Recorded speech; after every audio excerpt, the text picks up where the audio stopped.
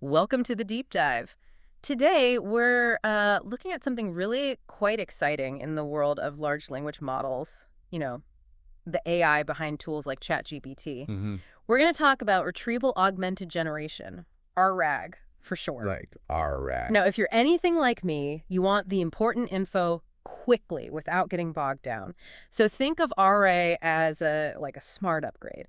It helps these AI models be way more reliable and up to date. That's a really good starting point, yeah. I mean, think about how standard LLMs learn. They get fed just massive amounts of data, don't they? Right, a huge data set. But that data, it's static. It's, a snapshot from the past. Okay. So if you ask about something brand new, or maybe something super specific that wasn't in the training, well, they can stumble. Stumble how? Like give wrong answers. They might give outdated info or, yeah, sometimes just flat out wrong answers. It's a bit like asking a brilliant encyclopedia from 2015 about today's news. The info just isn't there. Yeah, that makes sense. It reminds me of like those really enthusiastic new employees. Yeah. Super eager, totally confident, but maybe haven't quite grasped that things change. That new info comes out all the time. Huh, exactly. They'll give you an answer with complete certainty, but But you're left wondering if it's actually right. And that's where ag comes in, I gather. I've heard it called a real game changer. And surprisingly cost-effective, too. absolutely, it is. The core idea behind RAG is actually pretty straightforward, quite elegant. Okay. Instead of just relying on that, baked-in knowledge from training, RAG lets the models actively go look for information Look where? from trusted external sources. Mhm. And they do this while they're figuring out how to answer you. Ah, so it's like giving our eager employee access to, I don't know, the company's latest reports and a research team. Precisely. Before they answer, they check the latest trusted info. Okay, I'm starting to see the picture, but how does that actually work? What's happening, behind the curtain? Right. Well, the first big step is building what you might call an external knowledge library. A library of information. Yeah, but it's not just like throwing files in a folder. It's a specific process. You take your data docs, articles, database entries, whatever reliable info you have, and you convert it into a format the LLM can actually understand. We're talking about turning text into numbers, vectors that capture the meaning. Vectors. So numerical representations of meaning, not just words. Exactly. And these vectors, these numbers, get stored in a special kind of database, a vector database. Why a special database? Because it's designed to find things based on that meaning, based on semantic similarity, not just matching keywords. It's super efficient for this kind of task. Okay, so step one, create the smart, meaning-based digital archive. Got it. What happens when I ask my question? Good question. That's step two, your question. It also gets turned into one of these vectors. Ah, so my question becomes numbers representing its meaning too. Spot on. Then the system compares your question vector against all the document vectors sitting in that knowledge library, Looking for matches. looking for the documents whose meaning is closest to the meaning of your question. Right, so it gets what I'm really asking, even if I don't use the exact perfect word. Precisely. It understands the intent. Now, once it finds those relevant documents, that brings us to step three, the augmentation. Augmentation. Sounds fancy. It just means the key info from those documents it retrieved. It gets added to your original question, to the prompt. Okay. So the LLM doesn't just see what were Q3 sales figures. It sees what were Q3 sales figures, plus the relevant paragraphs from the actual Q3 sales report we just pulled from the library. So it's like saying, hey, answer this, and by the way, here are the exact notes you need to get it right. You got it. That enriched prompt gives the LLM the context, the grounding it needs to generate a much more accurate, relevant answer. It's not just guessing based on old data anymore. That makes a ton of sense. And I'm guessing this library, the source material, needs dusting off occasionally, keeping it current. Step four. Absolutely critical. That's the final piece. The data in that external library has got to be updated regularly. Right. If you're dealing with fast-changing stuff, market trends, news, internal policies, you need to keep feeding the library the latest info. Otherwise, you're just augmenting with old news, even with the fancy retrieval system. Exactly. You undermine the whole benefit. Okay. So RAG really tackles that core problem of LLMs being kind of frozen in time. Let's talk benefits. Why would an organization, go through the effort of setting this up? Well, one of the biggest immediate draws is cost effectiveness. Seriously. More than retraining the whole model. Oh, significantly. Yeah. Training or even fine-tuning these huge models costs a lot of money and takes a lot of time and computational power. RAG is a much leaner way to inject new specific knowledge. So it makes powerful AI more accessible, maybe for smaller companies too. Definitely. It lowers the barrier to entry for keeping AI current. That's a huge plus. Okay, cost is a big one. What else? Well, the obvious one we've been circling around, getting current information. Right. Access to today's facts, not last year's. Exactly. Yeah. LLMs alone struggle with anything post-training date.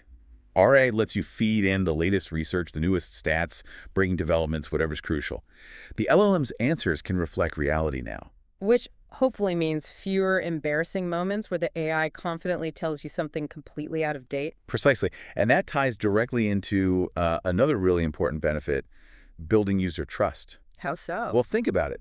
When the AI gives you an answer that's accurate and maybe even points you to the source document in the library, Like showing its work. kind of, people naturally trust it more. They know it's not just, hallucinating or making stuff up. It's drawing from verifiable information. That's huge for getting people to actually use and rely on the AI. Yeah, I can totally see that. Transparency builds confidence, like footnotes in a paper. That's a great analogy. And there's another angle, developer control. What do you mean? For the teams building and managing these systems, RAG gives them more levers to pull.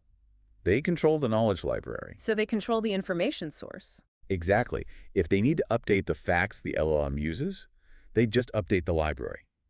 It's much easier to test, refine, and ensure the AI's responses are appropriate because they know exactly what information it's being given access to. That sounds way more manageable than like trying to retrain a giant model every time some new guideline comes out. It really is.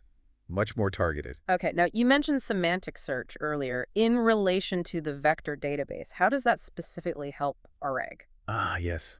Semantic search is, well, it's kind of the engine that makes the retrieval part of RAG truly powerful, especially for big organizations. Why, especially for them? Because large organizations often have information everywhere, right? Mhm. Different databases, shared drives, cloud storage, wikis.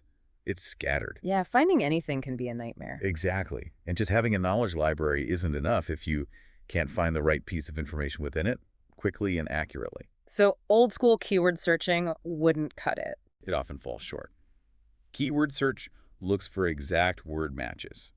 If you don't use the precise terms stored in the document, you might miss crucial information. Okay. Semantic search, on the other hand, understands the meaning, the intent behind your query. Like we talked about with the vectors. Precisely. It can find relevant information even if the wording is different. It connects concepts.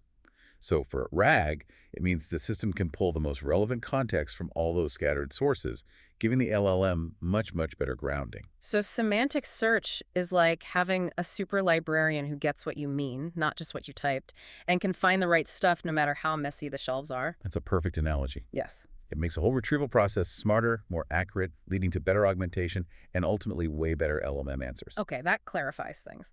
So if a company is thinking, all right, RAG sounds good, let's do it, what are the key things they need to get right? Best practices. Good question. There are definitely a few core things. First, maybe obviously, that knowledge library needs to be comprehensive and high quality. Garbage in, garbage out still applies. Right. The source material has to be good. Absolutely. Yeah. Second, using semantic search effectively, as we just discussed, it really unlocks the potential, especially with diverse data. Makes sense. Third, and we can't stress this enough, keep that external data updated regularly, consistently. It has to reflect current reality. Okay, quality library, smart search, keep it fresh. Anything else? Yes. Finally, continuous monitoring and evaluation. You need to watch how the system is performing. What do you mean? Are the answers accurate? Is it finding the right documents? Are users satisfied? You need to track performance and be ready to tweak the library, the search, or even the prompts to keep improving it. It's not really a set it and forget it thing. Gotcha. So it needs ongoing care and feeding to stay reliable. Exactly. But sticking to these practices helps ensure your AI is accurate, reliable, and trustworthy. That builds user confidence, which is essential. Okay, so let's try and sum this up.